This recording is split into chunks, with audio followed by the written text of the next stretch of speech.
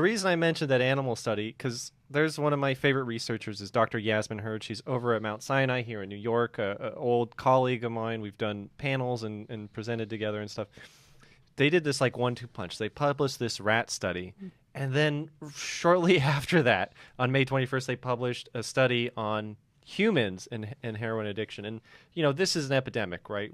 300,000 deaths. And what's really funny is the turn of the century was supposed to be the start of the pain era for the United States. Like we had the genetic code being solved in the late 90s, and then the decade of pain research. And after that, we had an opioid epidemic. So, you know, there's 2 treatment options really right now, methadone, buprenorphine as opioid substitution therapies. These have their own stigma and risk. And that's called Suboxone, basically. And this current study was looking at the kind of short-term and long-term effects of CBD on drug cue-induced cravings and anxiety in drug-abstinent individuals. So anxiety is one of the big triggers for relapse. So basically they looked at 1 hour, 2 hours, 24 hours, 3 consecutive days, and 7 days or longer. Basically they looked at 42 men and women randomly assigned to receive either 400 or 800 milligrams of oral CBD. I would just like to say we're talking about 10 times more than in that product, maybe even 100 times more than in most CBD products you will buy at bodegas or at the apothecaries we mentioned. Okay. Like, here's a little homework assignment. Addiction was heroin. But we're talking Right. very, very large doses of CBD compared to what's regularly available in the market. So 400 or 800 milligrams.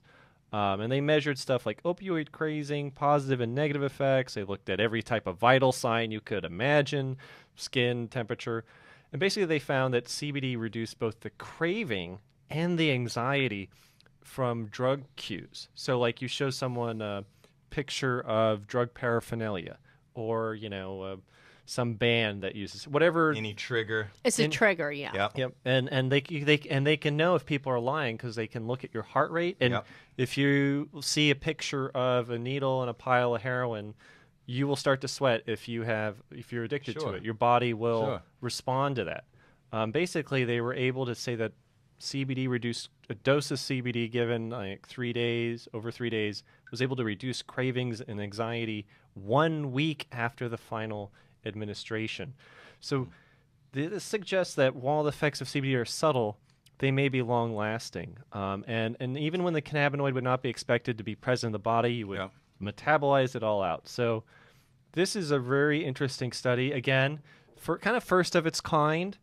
There's been no, science is based on being able to make predictions and replicate things. So we'll see if it translates into this group or into other groups. But it's really surprising that these large doses of CBD given orally would have an effect a week later, and especially such a pronounced effect on anxiety. Once it's out of the system, you're saying?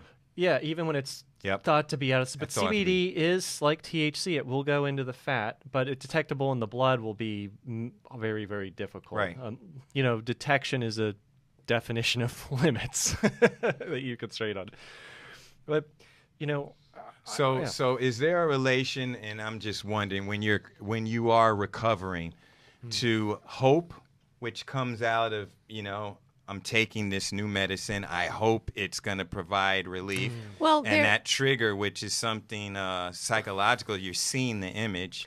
Yeah, but you would have seen that with a placebo too, and they didn't. So that's why you always have a placebo, is to kind of measure it against something that they think it might be CBD, but you don't know. That's how they know. And people don't know what they're getting. They don't know if they're getting actual CBD, what the milligrams are, or what the placebo, or if they're getting a placebo.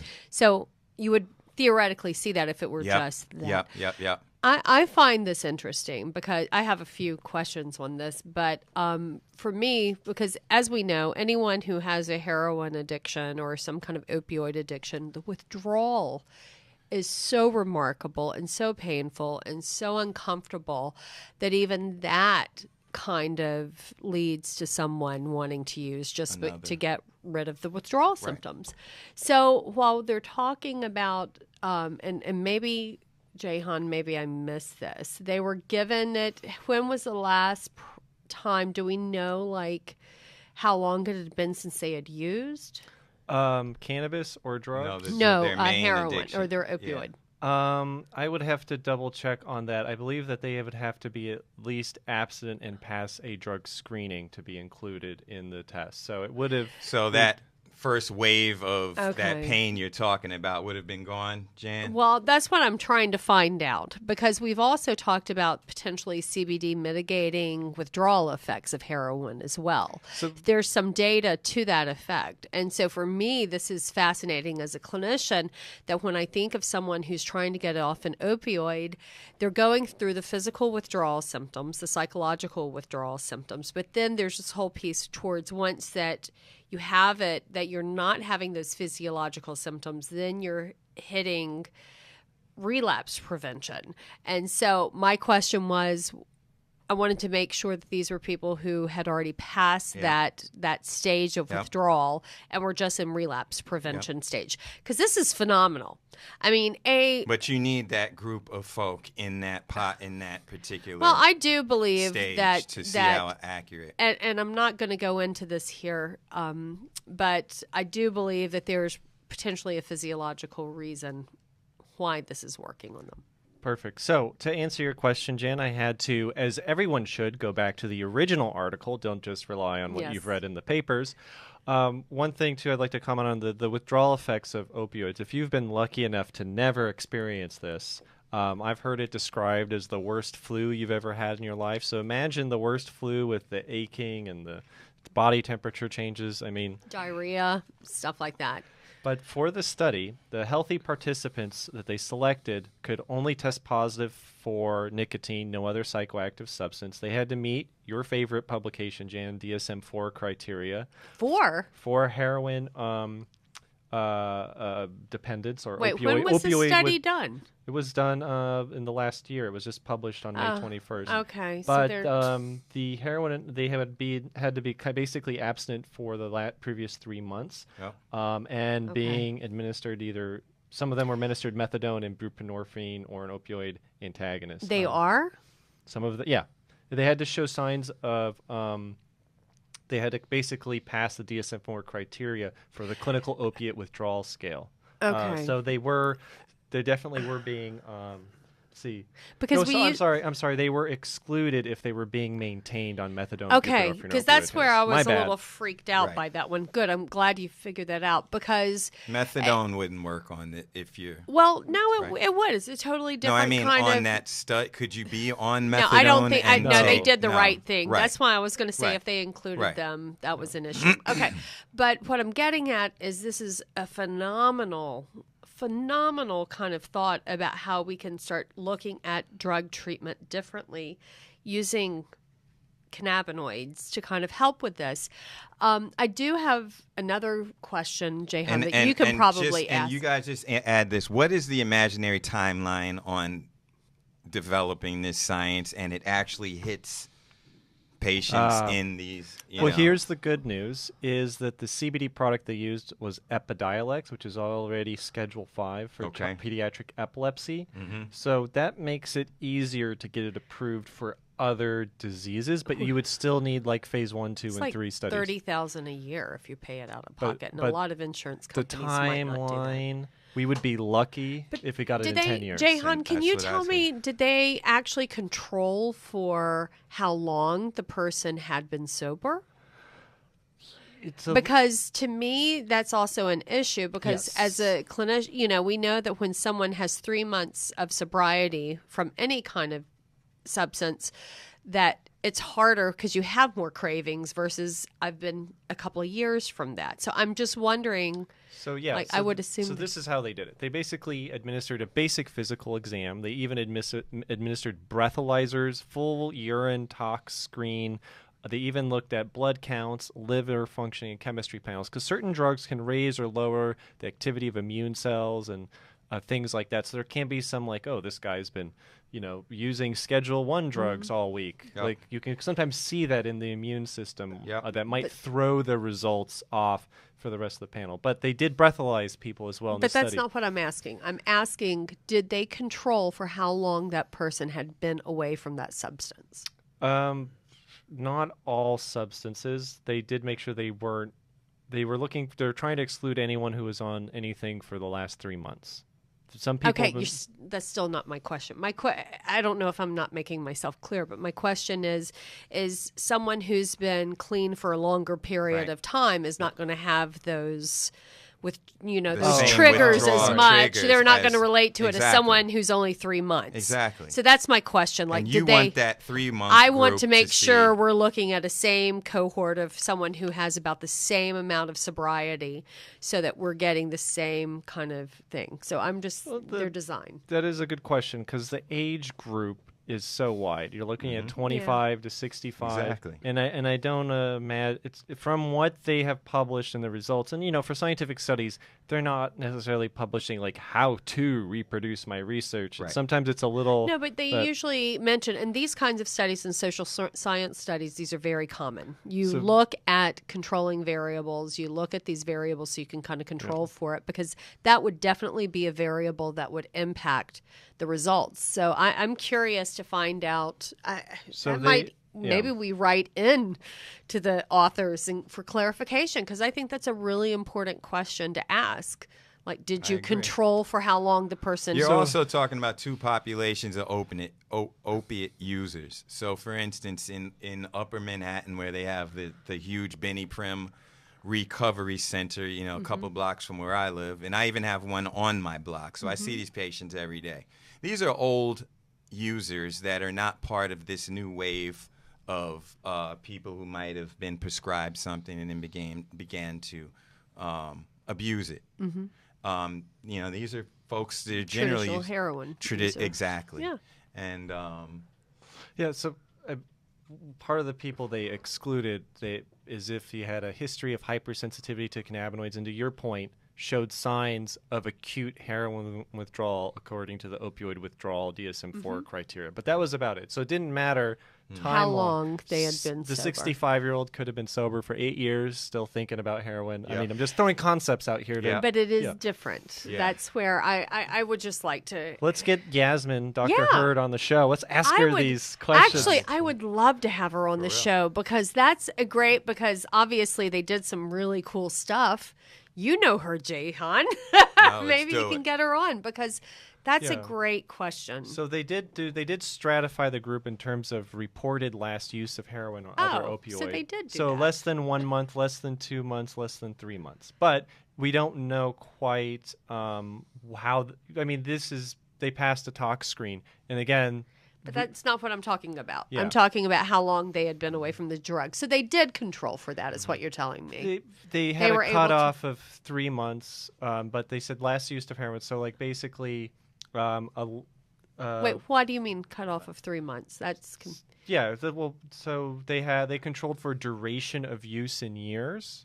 Okay, that's just duration. But in terms of recruiting people and knowing precisely how long it's been between each group, that's a little fuzzy. They did try to control for it, but it's not as good as it probably could have been. So, like, the average use of heroin is 13.9 years across a group aged 21 to 65. Yeah, well, that doesn't mean anything, because we don't know what the I don't know. But I guess I was just wanting to know, like, if they did. So you're telling me that anyone who had been sober for more than 3 months was excluded? Yeah.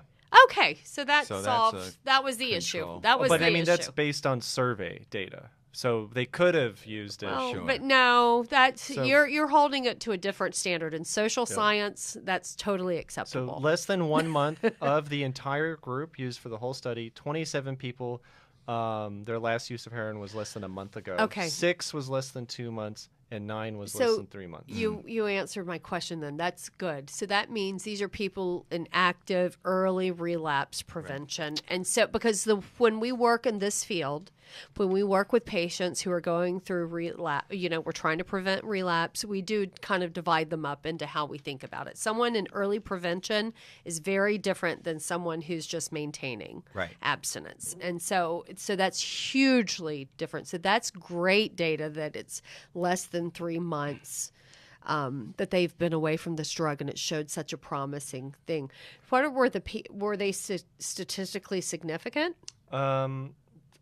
The differences, this does not indicate no significant group differences were detected from any variable, but they even controlled for the route of administration as well. But there was statistical significance between the placebo. Well, I mean, in terms of effects, yes, but in terms of the grouping of how long they used it and how they used it. That's not what I'm asking, though, because this is like a social science kind of I know, but just to be thing. clear about the data, because when we're talking about characteristics of the people in the study, last time use of heroin, is there a significant difference between the groups? And then we have the question of, are the effects significant? Absolutely. Yeah. Absolutely. The effects are night and day. The effects of CBD versus placebo. Right. So, change from baseline in terms of, that's brilliant. At 24 hours or 7 days after is still significant. And that's what's so brilliant, the 7 days after.